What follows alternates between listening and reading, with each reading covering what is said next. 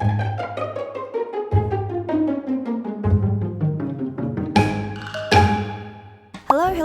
Welcome to another studio vlog. If you're new to this channel, my name is Michelle and I'm the person behind So What Studio. This is an especially exciting video because I recently did my first craft fair called Backyard Art Fair. I was invited to be a part of this by another artist friend, Maddie, who's also my brother-in-law's girlfriend. I shared a tent with her and two other artists. Speaking of which, the format of this art fair was quite unique.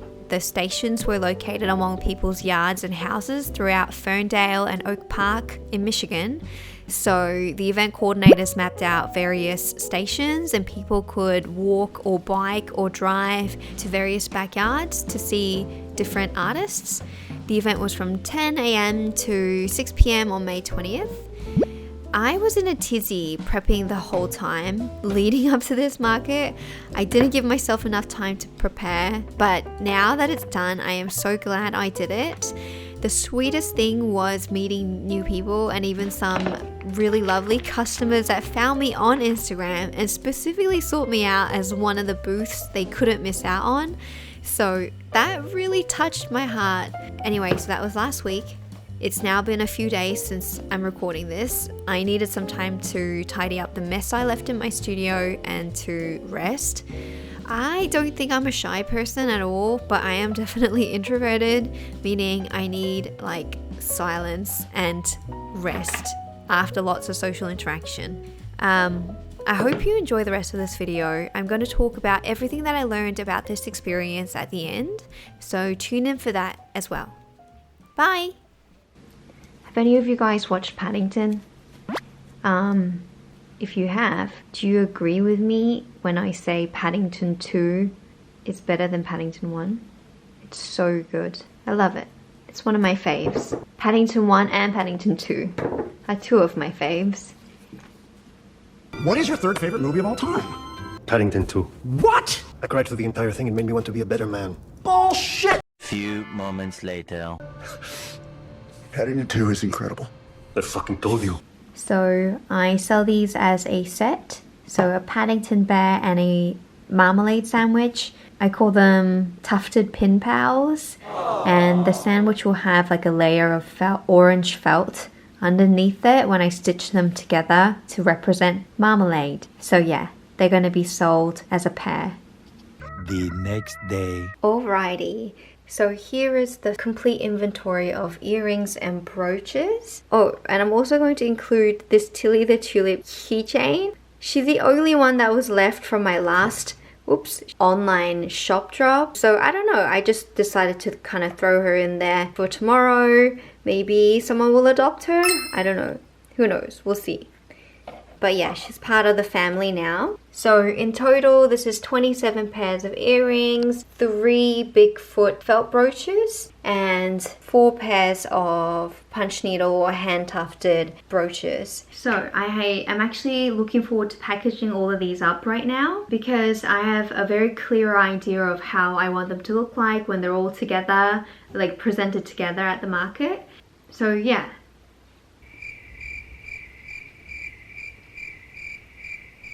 Okay, let's hop to it.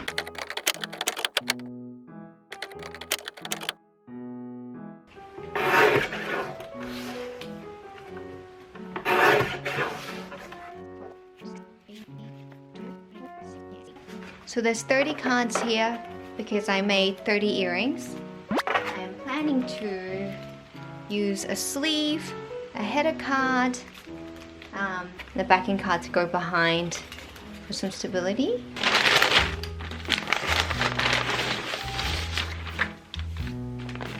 These are nice. Not too shabby. Yeah, I chose 80 pound cardstock, I think. Just one-sided print. Yeah, these will definitely do in a pinch like today.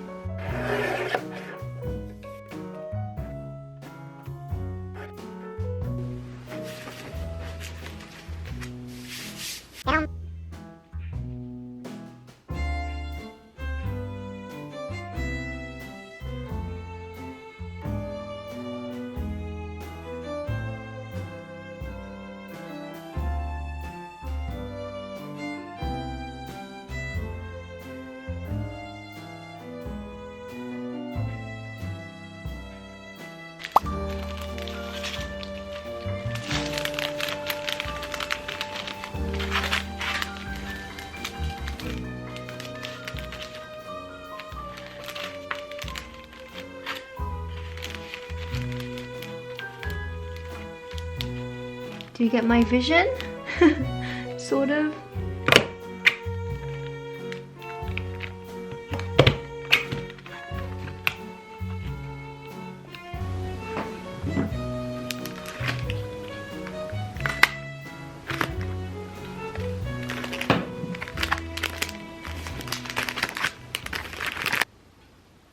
So I bought these pegboards that have stands on them from Amazon. I spray painted them quite poorly with yellow, but it's good for now. It's just a pop of color that I wanted in my tent or on my table. I also bought these hooks that just slide right into the board. You guys know what I'm trying to go for. Like a real store. Oh, that's so cute! Oh my goodness.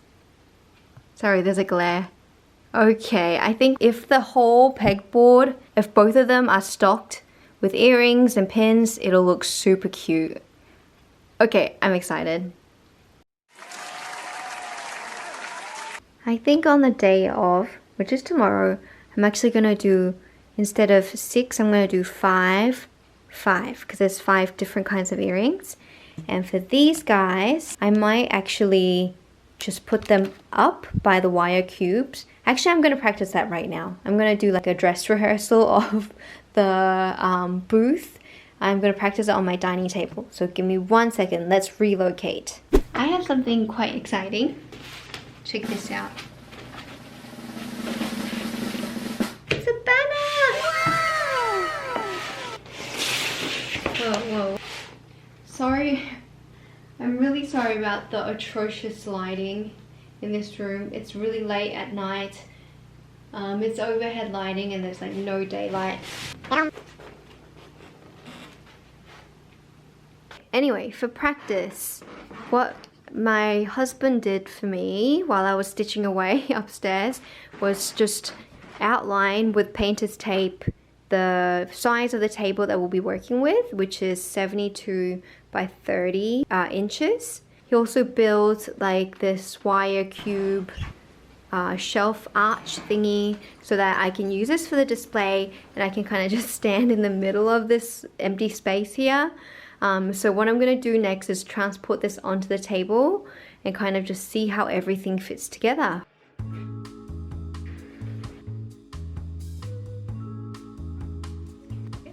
I turned it around because I want the flat panel side like facing outward, like customer facing. I want to be able to hook the bags onto these actual wires themselves. I actually only have 2 prints that I'll be selling at this market. I can kind of be a little extra about the display because there's only 2 of them. So I'm gonna frame them. I got some easels. How do I, oh, that will help kind of make it stand out. Oh, that's cute, but I should really clean that frame.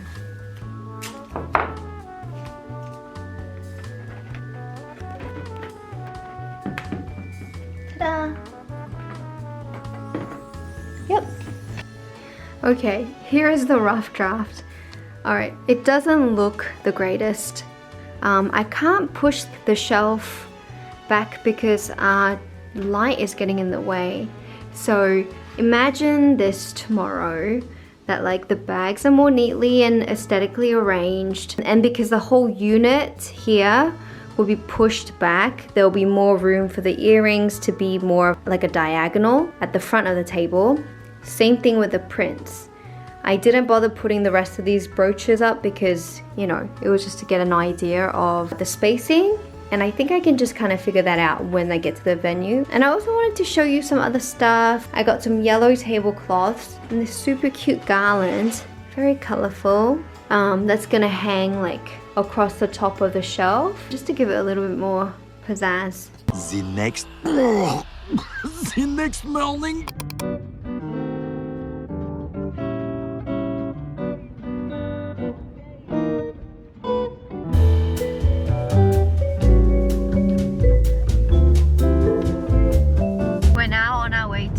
Brother-in-law and his girlfriend's house where the event is taking place, and I am very nervous.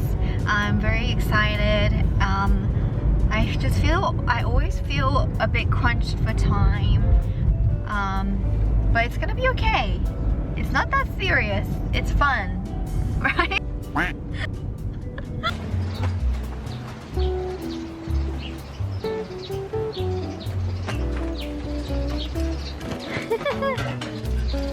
Here's my banner, and this is where Mark and I are gonna sit. Here it is. That's so cute. On TikTok. What? Or something. That's my shit. No, it's erasing the arrow. Get back. Damn it. Also, I wasted all your coffee, Michelle. It was getting cold anyway. I was really feeling myself. The thumbnail. Yeah. Where's the boys?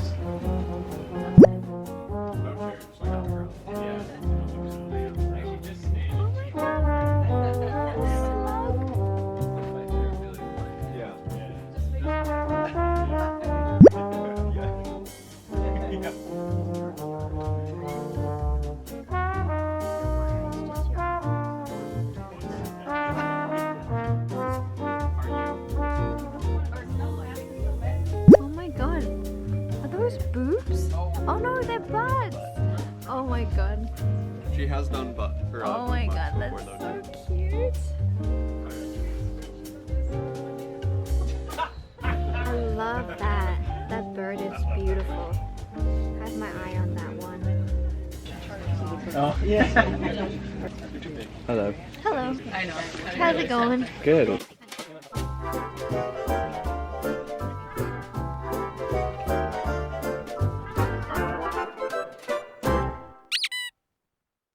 Hello. Hi. Before we part ways, I wanted to take a moment to share a couple of things that I realized and learned throughout this whole experience.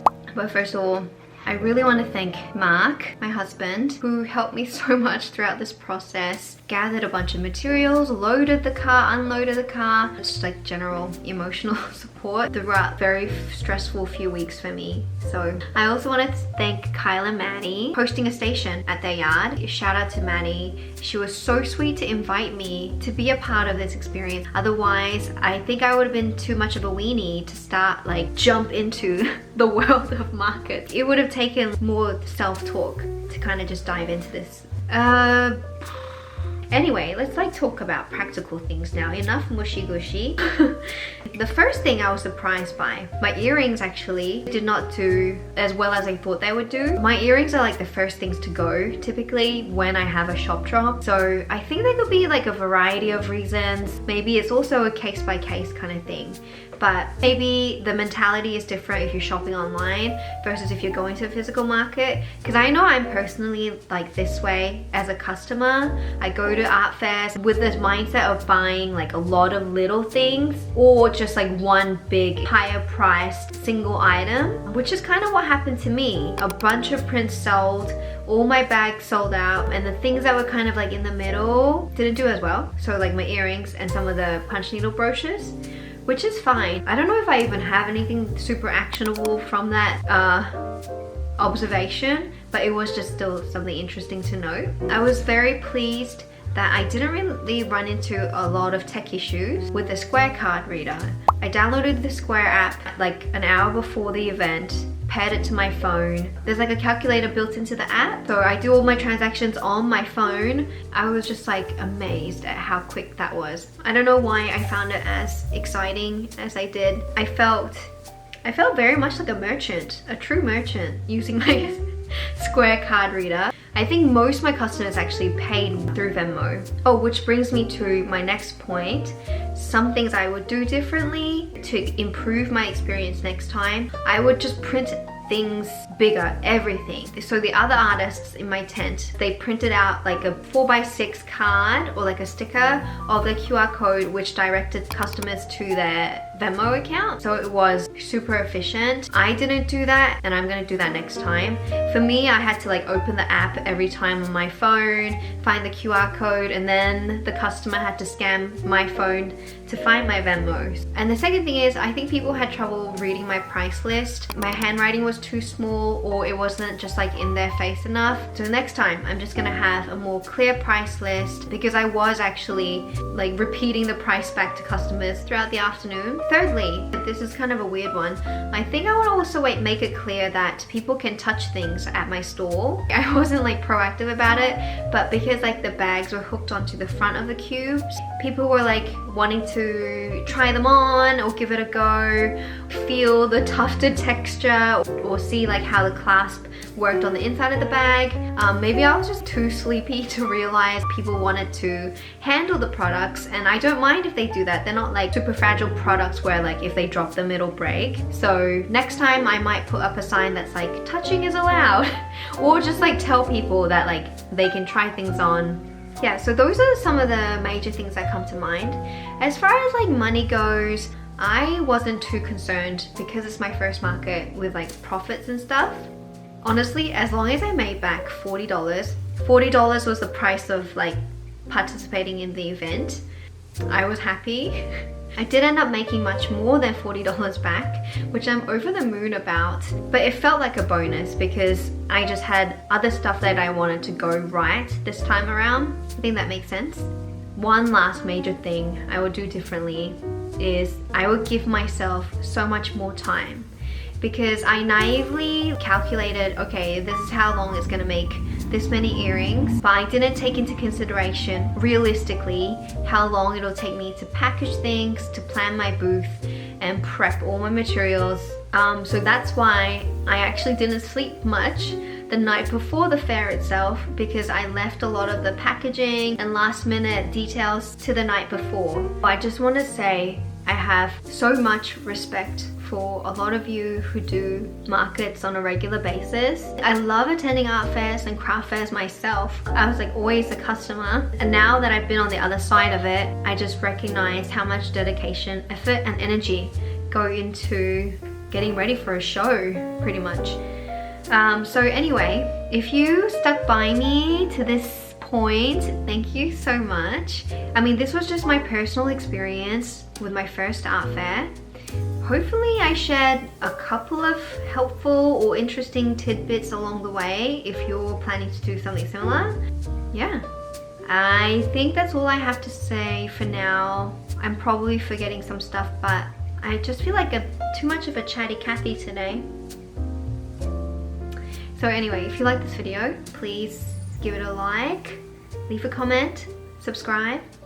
I hope you stick around. Yeah, I'll talk to you next time. Goodbye! Oh, I forgot to show you my jumper, my sweater.